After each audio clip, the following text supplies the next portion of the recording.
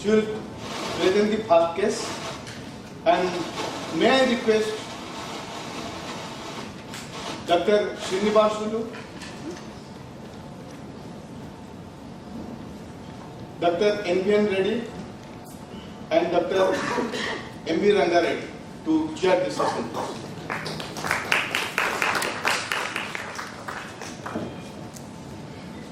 This presentation will be for 5 minutes by the student. After that, the chairpersons will ask them the questions. Plus, they will be asking the questions to the students in the hall also. Don't think that you will be escaped. Okay? Along with the student on the dais, you all will be asked the questions. Thank you very much. And I hope you will enjoy the day. Graduate from Osmania Medical College, and today I am presenting a case of thyroid. My patient Sana Parveen, a 21-year-old female who is a degree student and a resident of Rajendra Nagar, Hyderabad, presented to the hospital with chief complaints of swelling on the left side of the neck for the past 1 year and swelling in front of the neck for the past 6 months. She was apparently asymptomatic 1 year back when she incidentally noticed a peanut-sized swelling on the left side of the neck, which gradually progressed to the present size. It is a painless swelling. 6 months later, she noticed another swelling in front of the neck, which gradually progressed to the present size. There is no history of pain in this swelling. There is no history of difficulty in swallowing, difficulty in breathing, no history of change in voice, no history suggestive of hypo or hyperthyroidism, no history of cough, hemoptysis, no history of bone pains. Past history, there is no history of diabetes mellitus, hypertension, bronchial asthma, heart disease, epilepsy or pulmonary tuberculosis. There is no previous surgical history. There is no history of irradiation to the neck. Personal history, she consumes a mixed diet, takes iodized salt every day. Her appetite is normal, her sleep is adequate, her bowel and bladder functions are normal. She has no addictions, she has no known drug allergies. Menstrual history, she attained menarche at the age of 12 years, has regular 3/30 cycles with normal flow, and her LMP was on 14 January. Family history, there is no history of similar complaints in the family. She has no significant treatment history. On general examination, patient is conscious, coherent, cooperative, moderately built and moderately nourished, comfortably sitting on a stool. She has no pallor, icterus, cyanosis, clubbing, generalized lymphadenopathy and pedal edema.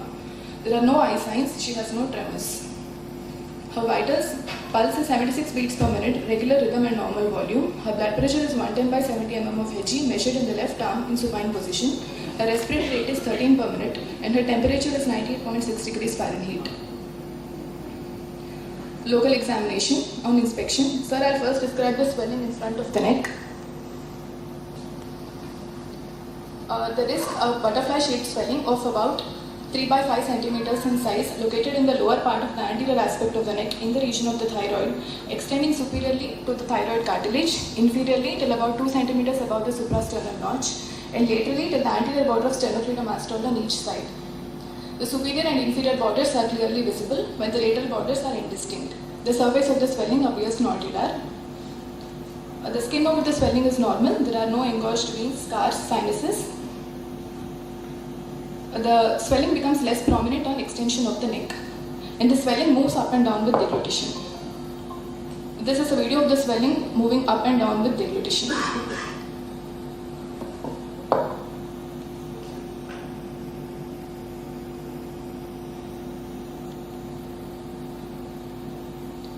Coming to the swelling on the lateral aspect of the neck, there is a wakefulness noted in the left supraclavicular fossa, measuring about 4 by 4 centimeters in size, with ill-defined margins.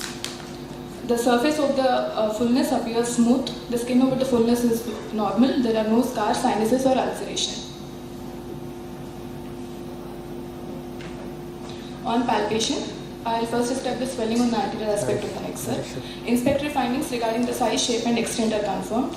The swelling moves up and down with deglutition. There is no tenderness. The swelling is uniformly firm in consistency. The surface is nodular with 2 nodules palpable involving both the lobes and isthmus, left measuring 4 by 3 centimeters and the right measuring 2 by 3 centimeters. The swelling is mobile horizontally and vertically independently of the trachea, and plane of the swelling is deep to the deep cervical fascia. There is no palpable thrill. Carotid pulsations are felt at their usual site at the upper border of the thyroid cartilage. Trachea is centrally placed. The swelling on the lateral aspect of the neck is a solitary globular, well-defined, discrete a non-tender swelling of about 4 by 5 centimeters in size in the left supraclavicular fossa in the region of the level 5B cervical lymph nodes. The swelling is freely mobile in both the directions, has a smooth surface and is uniformly firm in consistency. So the swelling plane is deep to the deep cervical fascia. There are no other cervical lymph nodes palpable. Percussion over manubrium sternum yields a resonant note. On auscultation, there is no bruit heard. Systemic examination, heart sounds S1 and S2 are heard. There are no additional sounds, no murmurs. Bilateral air entry is present in all lung fields with normal vesicular breath sounds, no adventitious sounds. There is no focal neurological deficit. Her abdomen is soft, no organomegaly, no evidence of free fluid. There is, on examination of the musculoskeletal system, there is no bony tenderness, there are no bony swellings.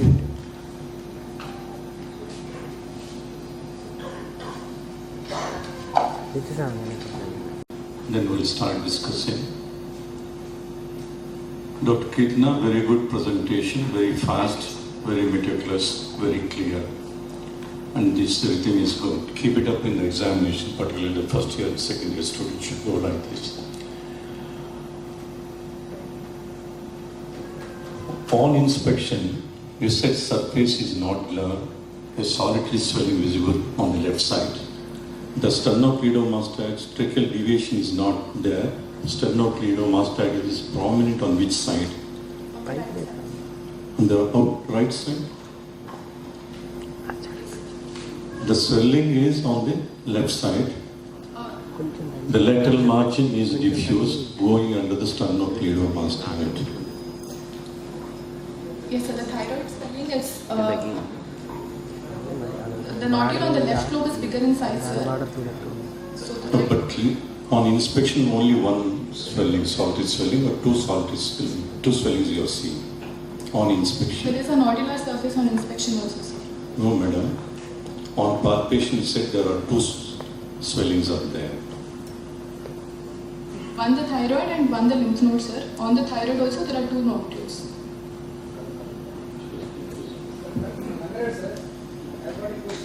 Please ask. In your presentation, you said swelling moving upwards and downwards with the In your presentation, you said the swelling is moving upwards and downwards with the deglutition. Which textbook has written like this? Upwards and downwards. Why did you say upwards? What is the cause for moving upwards and what is the cause for coming downwards? Can you say? It is written into the normal position, sir. Why It moves upwards. thyroid swelling is moving upwards with deglutition and why it is coming down? The thyroid is enclosed in the pretracheal fascia, So- which is condensed posterolaterally to form the ligament of Berry. Ligament of Berry is attached to the thyroid and cricoid cartilage. Okay, very good. Why it is coming down? Why it is not staying there? What is the cause for the thyroid to come back to the normal position? This is a question which is asked in the PG examination. There is a space between the true capsule and What false is the capsule. cause for the swelling to come back to normal position? Why not is staying there up? Thyroid You should cap- say this swelling moves upwards with the deglutition. Stop here. Don't say upwards and downwards. Why it comes downwards? I meant to say it returns to its usual. What is the reason why it is coming down? The thyroid comes back down because the elastic recoiling effect of the tracheal rings. Okay. So my provisional diagnosis is a papillary carcinoma thyroid with metastatic level 5B cervical lymph nodes.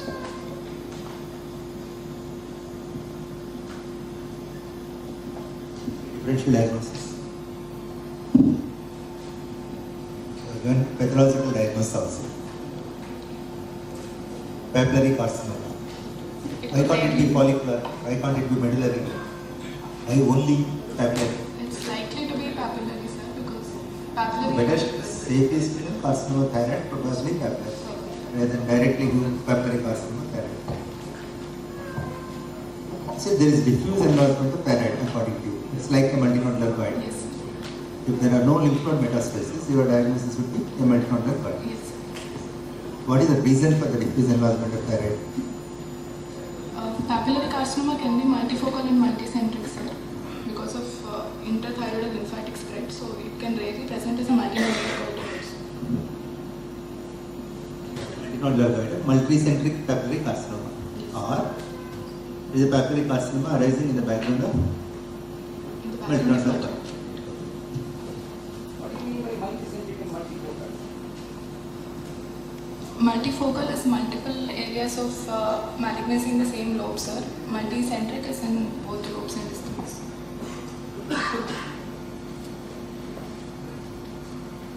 Few queries actually. I'm surprised that you have labeled this swelling as a butterfly shaped swelling and your measurements on both right and left sides are different if I'm not mistaken. Yes, sir. The left Is side is it truly a butterfly, a bilaterally symmetrical swelling which you, It is not symmetrical, sir. The left side your is more prominent. your inspection and palpation you have been emphasizing it's a butterfly shaped swelling, which is of course it is not based on the clinical. Second thing, I'm surprised that in your family history, you said there's no relevant family history and there's no history in the neighborhood actually. Why did you bring in this history of similar swellings in the neighborhood in the family history? Actually, I didn't know where else to put it, sir.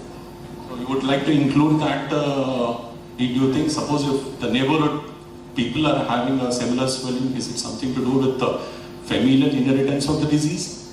No, sir. I was trying to rule out endemic goiters. What is the importance of this familial history in case of a thyroid? Because you have already given a diagnosis of carcinoma thyroid. How do you probably relate it to the familial inheritance as far as thyroid carcinoma is concerned? The strongest familial inheritance is associated with medullary carcinoma thyroid, sir. While papillary carcinoma can also have a familial inheritance.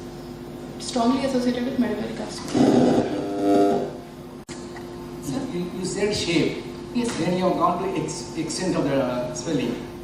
Did you mention anything regarding size? Yes, sir. 3 by 5 size. 3 by 5 centimeters in size.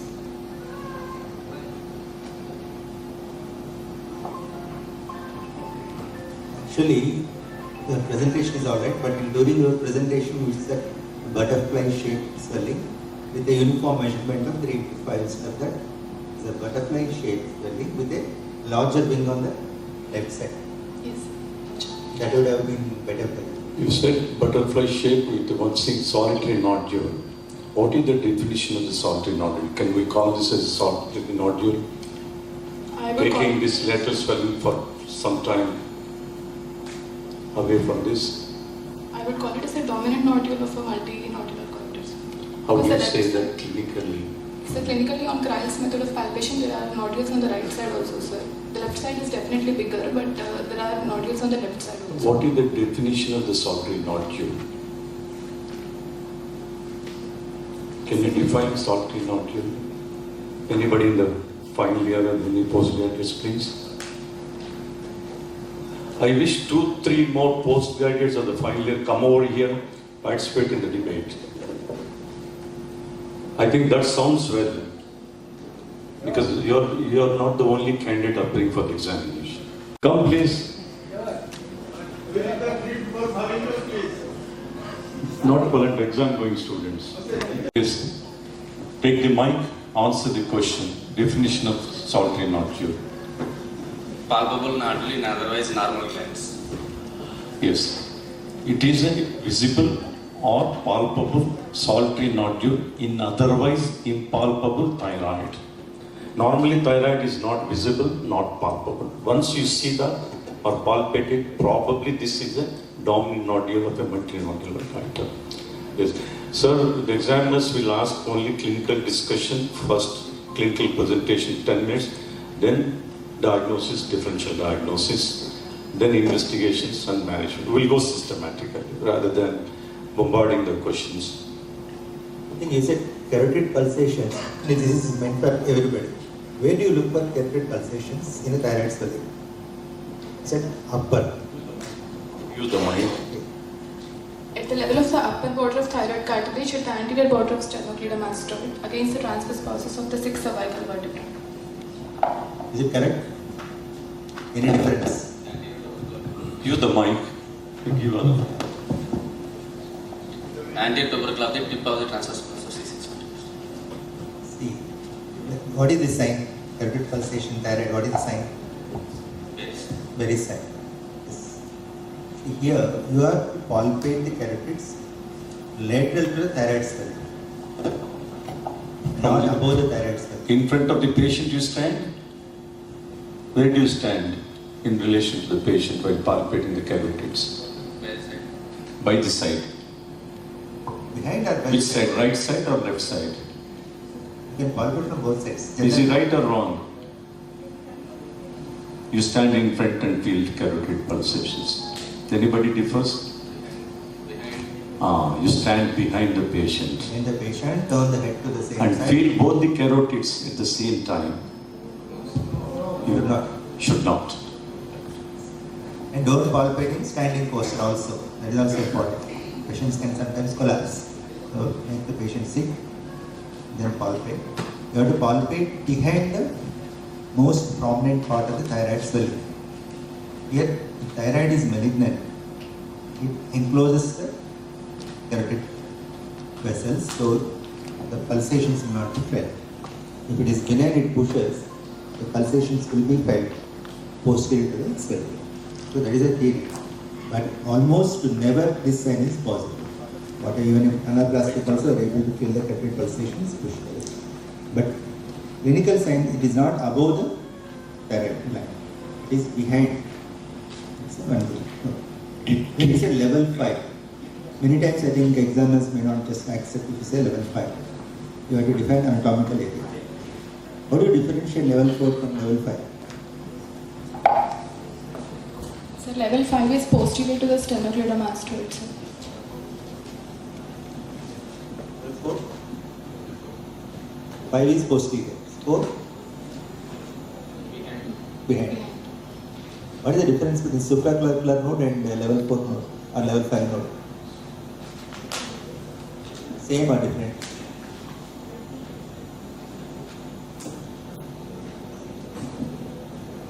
Where is the Virchow's node or Fitko's node? The correct pronunciation is Fitko. So where do you find feel for that? It's between two heads of So it's between the two heads of the sternocleidomastoid. So completely behind is level 5. Yes. What is the lymphatic drainage of thyroid? It drains into the pre-laryngeal, pre-cricoid, pre-thyroid, parathyroid, pretracheal and paratracheal group of lymph nodes. These are the central group of lymph nodes, sir, and from there to the lateral group of lymph nodes. Sir, level 6. Sir. 7? 7 is to the mediastinal lymph nodes.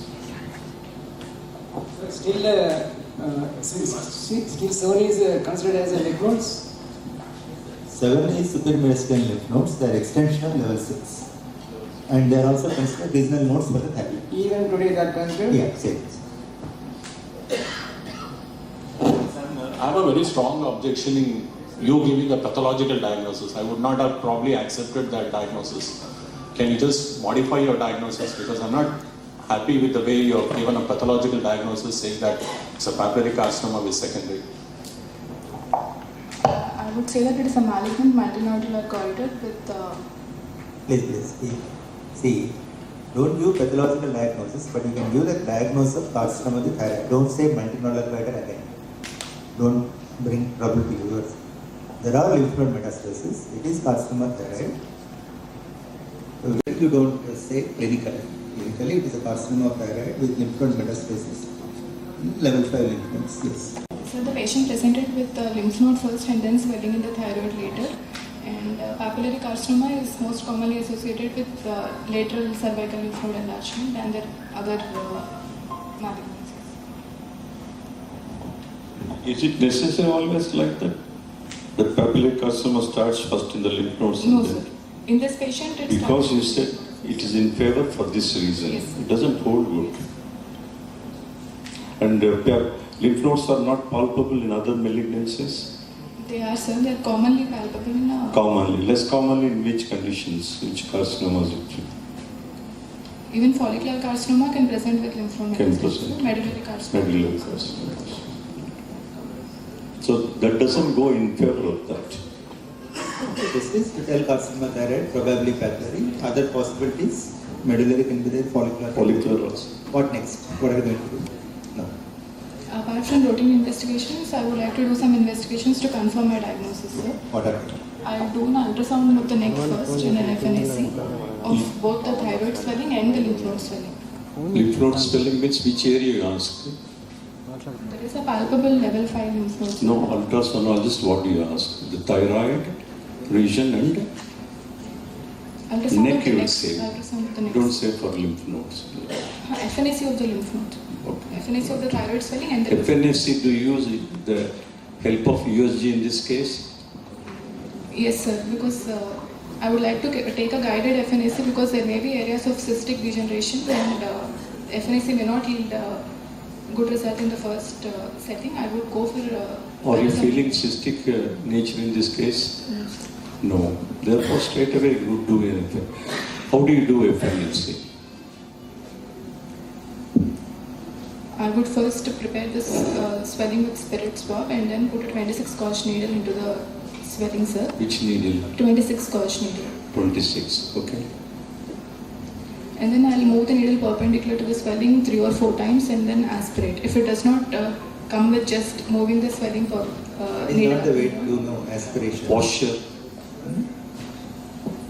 Lying posture, sitting posture. sitting posture. Why you prefer sitting posture?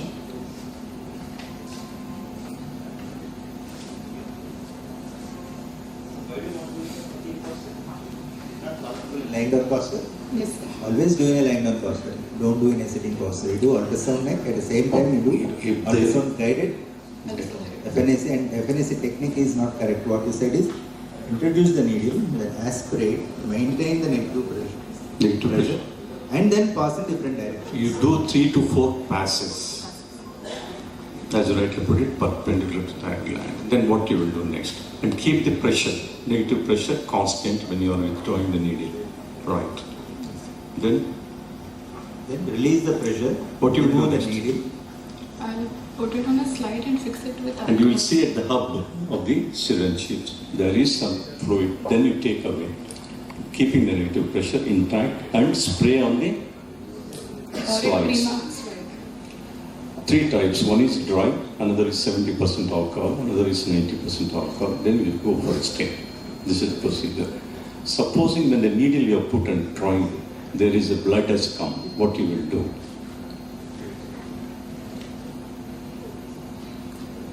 I'll apply pressure and reintroduce the needle from some other side. In this,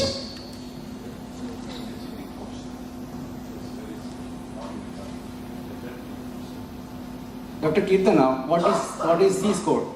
Sir, What is C score? Cytology score. there is a Bethesda classification, there is Thai classification, sir. Thai 1 is an inadequate specimen. Thai 2 is cystic. Thai 3 is a neoplasm. Thai 4 is suspicious of malignancy, and Thai 5 is. Hazrat, you tell what is C score? Thai 0 insufficient specimen. Thai 1 cystic lesion. Thai 2 benign lesion. Thai 3 follicular lesion. Thai 4 probably malignant. Thai 5 malignant. 6 proved.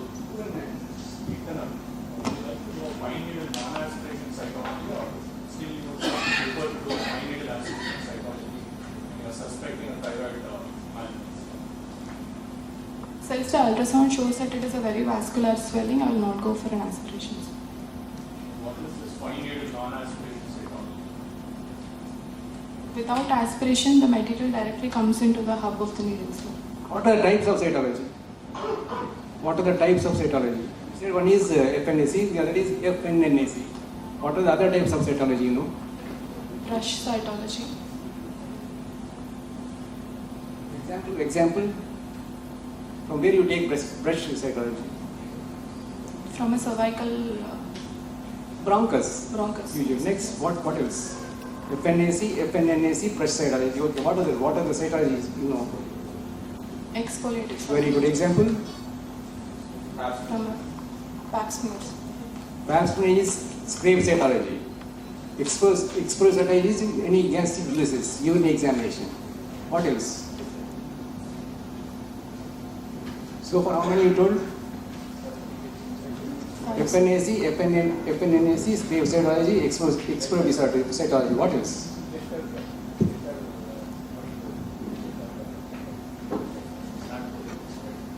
Imprint cytology. What is that? Suppose there is a lesion, take a slide, press against that, take out and see under microscope. That is called as imprint cytology. Yeah, we'll go to management. Actually, this is a good lesson for you. Don't expect questions in the examination in a predictable way. Sometimes examiners will ask questions totally out of the way. You should not get perplexed, answer them and do well. Don't get hesitated. So you are not expecting this question at all. But this happens in the exam. Because what happens, the way you presented, now you are going to answer everything about thyroid. So we want Excuse me, to sir. test you. Define cyst. Yeah. Sir, Define cyst. an epithelium lined cavity filled with fluid. What is the classification of cyst? Yeah, we are getting that. We'll come to this. Thyroid. Yeah. So what are you going to do now? So you have done a FNAC, you have done a ultrasound, your findings are confirmed, and it's papillary carcinoma of thyroid. What do you see in papillary carcinoma of thyroid on FNAC? I see orphan annuli nuclei and some of my bodies. And papillary projections. Yeah, sometimes you get papillary projections also. Okay. Then what are you going to do? What next? I would plan for a total thyroidectomy with selective posterolateral neck dissection, sir. What is posterolateral neck dissection? I'll remove level 2 to level 5 cervical lymph nodes. What about level 6? I'll do only a therapeutic central neck node dissection, sir. Pardon? If it comes as There is papillary. another important thing, everybody remember. The moment lateral lymph nodes are there, the central lymph nodes have to be removed. They are the first echelon. Whether they are enlarged or not, you have to remove the first echelon and then only go to the lateral neck. So total thyroidectomy, central neck dissection and posterolateral, the word used, okay. 2, 3, 4, 5 are going to remove. Why are you not removing level 1? Level 1 is very rarely involved in thyroid malignancy, sir. So I will go for a selective Oh. dissection. What about the opposite side? I will not Opposite go for side a is the- prophylactic dissection, sir. Only if they are involved, if they are found on ultrasound as subcentric nodes, I'll try to take an FNAC, and if they are involved, then only I'll go for a therapeutic dissection. Don't use the term prophylactic. That is not prophylactic. That is If they are elective. involved, I'll go for a therapeutic No. dissection. Don't use the term prophylactic neck dissection. It is an elective neck dissection. So prophylactic is used interchangeably, but better to use the term elective. Yes. After that, what will you do? No, sir. I'll not use. So Gayatri, what next? After the surgery, I'll go for a radioactive iodine scan 6 weeks after surgery, sir. How do you prepare the patient for? If necessary, I'll give L-Troxin, sir. But if it is available, I'll give T3 for about 4 weeks and then stop it for 2 weeks and put the patient on a low iodine diet for 2 weeks and go for a scan 6 weeks later, sir. Where do you want to start on T3? Patient is not tolerating, that's what you say. Not tolerating If the hypothyroidism. patient is not tolerating. So what is the best way of dealing with that? What is the best way of dealing? Not starting on T3. You can replace thyroxine and then do what? Yes. I'll You do recombinant recombinant TSH. TSH. Yes. What are the? What do you? Yeah. Yes. Thyroidectomy. Yes. There is nothing. Then what do you do? So look. Process according to ages or MS or What is the MACES criteria, prognosis? sir. There are criteria, sir. Ages, MS and MACES criteria. I'll grade the patient according to the histological grade, age, extent of extrathyroidal spread and the size of the lesion, sir. Clinically, high risk or low risk for intimate risk? Low risk, sir. Low risk. Extrathyroidal spread is Extrathyroidal there. spread. So, what is the risk? That's why you are giving radioactive iodine. If it is really low risk, you don't go for You don't radioactive go. iodine. Yes. How do you follow up this patient? I'll measure thyroglobulin annually, sir. And along with thyroglobulin, I'll also measure for anti-thyroglobulin antibody at the same setting.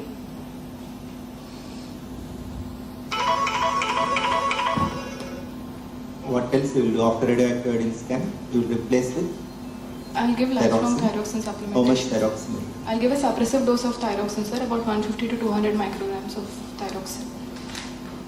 So again, this is not actually suppressive, that concept has gone. Should maintain the TSH level in the normal range, lower level of the normal range. Previously undetectable. Now the current recommendation is maintain it in the lower range of the normal TSH values. Okay? So you need not give hyperthyroid doses. Euthyroid with them. That is enough. What about the role of USG in follow-up? What are the various modalities you adopt in follow-up for this case? One is TG levels, second is we do USG I-131 evaluation. If so, how frequently do it? Ultrasound, I'll do it in the immediate post-op period, sir, to look for residual thyroid in the thyroid bed. I'll also do serial ultrasounds every 2 to 3 years to look for any other lymph nodal enlargements. Only if the thyroglobulin levels are elevated. Yes, every 2 to 3? Only if the thyroglobulin levels are elevated, I'll go for imaging investigations. Otherwise you don't want Otherwise, to do I'll this. not go on. I will not go. USG, if it is necessary, you will do after 6 months once, 12 months after surgery. Annually you repeat 3 to 5 years. Supposing I-131 USG are negative, they are not inconclusive. Still the TG levels are raised. What modality you would like to know whether there are secondaries or not? If so, where? Any other investigation? Papillary, if it comes as papillary carcinoma, it is a very Not it differentiated comes. carcinoma. Your case is confirmed Papillary papillary carcinoma of the thyroid with level 5 secondaries.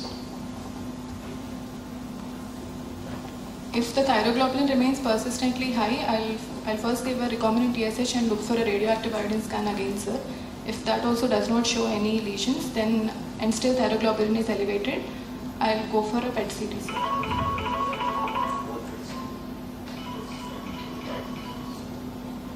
Give me detail what type of PET scan you do, what is it? 18-fluorodeoxyglucose PET scan. Yeah, right. Please point out actually. You have just done an ultrasound. I just go back a little when you said that you want to do, particularly when you have a lymph node and a suspected malignancy. Is there a role for further imaging? Would you like to just stop at ultrasound, or you would like to plan for some other imaging modality, at least to stage the disease? I'll go for a CT neck and chest. Absolutely no role. This is a classically operable disease. X-ray chest is enough as far as anesthesia workup is concerned. You don't do any CT here. When you do a CT, there is what is CECT, contrast enhanced with iodine contrast. Something called thyroid stunning marker. So unless absolutely indicated, don't go for a CECT. That is number one. If at all it is indicated, better to go for MRI rather than CT. And a patient like this, where the thyroid is fairly mobile, nodes are fairly mobile, you have no issues at all. There is no need to do any other imaging apart from ultrasound of the neck. Just X-ray should be enough. That too as part of anesthesia workup. The radioactive iodine scan post-operatively is going to be the best stage in investigation. Yeah, the organizers have told us instead of 40 minutes, make it 35 minutes, so that 5 into 3 long cases, 15 minutes can be recovered. So 4 more minutes. So you can ask some more questions related to thyroid. Yeah, What are the yes, post-operative complications of photothyroidectomy? post-op. What are the post-operative complications of photothyroidectomy? There are on-table complications, immediate post-operative complications, and delayed complications, sir. On-table, there can be hemorrhage, injury to the recurrent laryngeal nerves, injury to the parathyroids or their blood supply. Immediate post-operative complications include a reactionary hemorrhage, tracheomalacia, and laryngeal edema. Tracheomalacia? In a long-standing multinodular diffuse goiter causing pressure effects on the trachea, it can precipitate tracheomalacia, sir. The lady, doc, you take the mic. In this case, what is the advantage of total and near total in this? Mic nearer to you. Yeah. Please repeat, please repeat. Bring it near to your mouth. If we do total thyroid. Don't say if you do. Ah. Don't say if you do. Always use the word I. And do total thyroidectomy to after. Okay, tell me the salient steps of total thyroidectomy, Sir, operative surgery. How you proceed? Patient is posted. I am your assistant professor. I kept him on the table. This lady on the table. How do you proceed? I give the incision 2 centimeters up.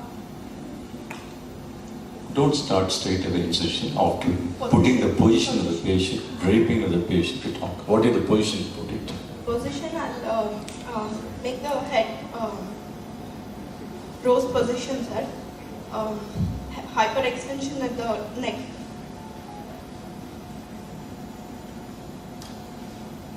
Your example? You're good.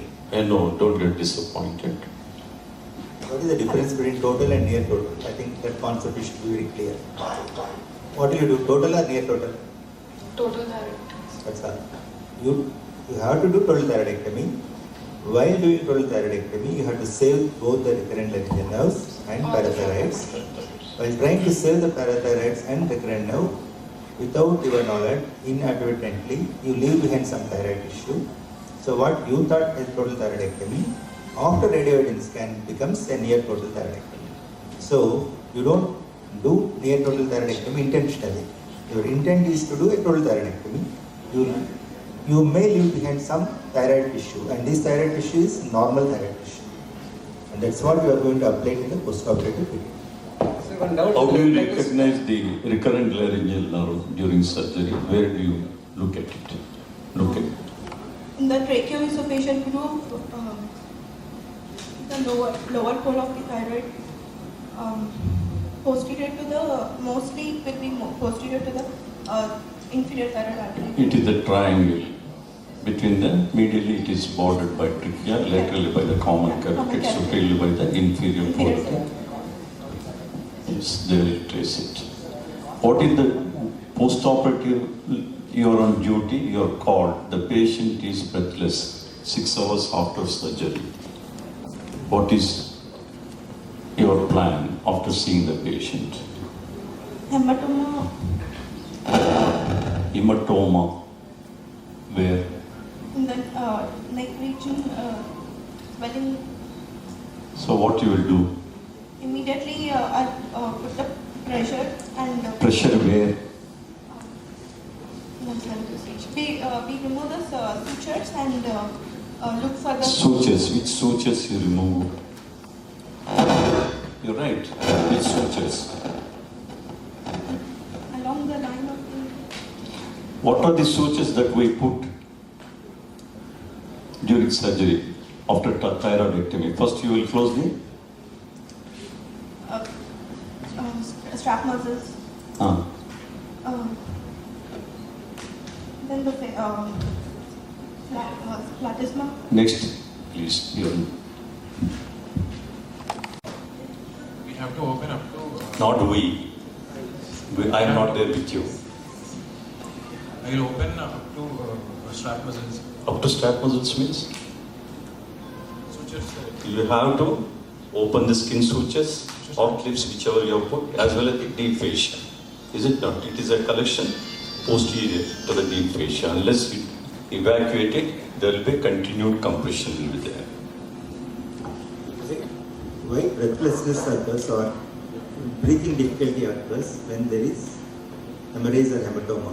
Why? What is the reason? Expanding hematoma compresses the Compresses what?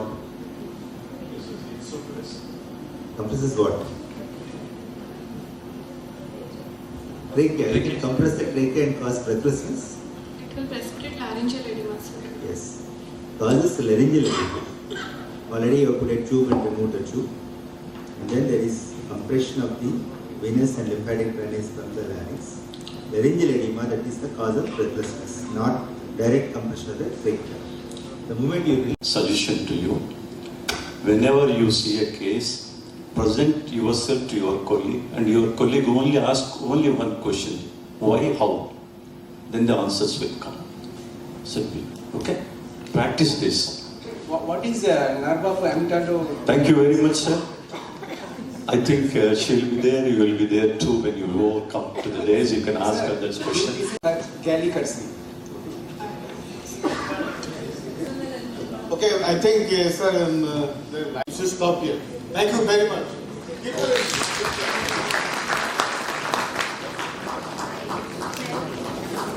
Kumar Kota to present the narratives to the chairperson.